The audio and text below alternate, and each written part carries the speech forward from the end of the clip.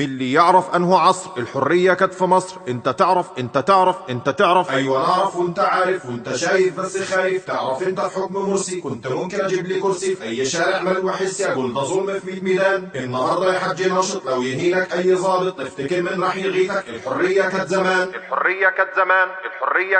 من اللي يعرف الحكاية يحكيها لنا من البداية. انت تعرف. الحكاية باختصار ان الشعب لما صار يوم ما نزل ثورة يناير، لما مبارك يومها غار، كنا فاكرين البيادة جاية طعم تاني جديد. طلعت البيادة سادة وبتحكمنا بالحديد، والاعلام بتاعنا عادي كانت اخباره من الفضاء، والفلول اللي هم ايادي جوا الشرطة والقضاء. لو تشيل نعل البيادة تلقى جواها شراب. الشراب في حد ذاته عارف ان ده انقلاب.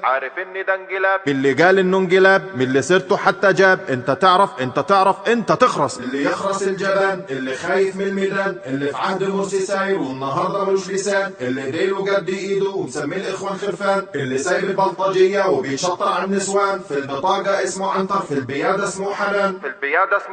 من اللي يعرف اللي خان واللي عهده ملوش امان. انت تعرف بس يا ريت انت اللي تعرف. اللي خان هو الخسيس، اللي يحبس الرئيس، اللي بيعارض في عهده ينحبس ويموت في طيس. يلي تسريبة سيادتك تيجي كل يوم خميس، فجر جسمه كمديرية وبعت هات البلطجية. نفس الترم عيده تاني، نفس الوصفة هي برضه فاشل في الإعادة، والمجموع 50%. طب خلاص انا انقلابي وانت اخواني وارهابي. يلا برا. هي تهمة العويل، اي حد له لسان يبقى خاين او عميل او خلية من الاخوان. لو تنافق او تحور في البلد تكون مدير، لو هتسرق او تزور يمكن راح تمسك وزير. اما لو تقتل سيادتك المكافأة تكون مشير. لو تعمل مليون دستور ولا تكون رئيس بالزور، برضو الثورة في الشوارع كل ظالم جايله دور. ده اللي خلق الكون بحاله خلى الفجر بعده نور.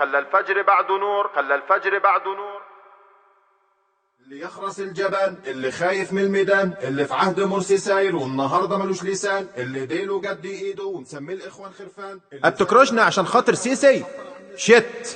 شت يعني.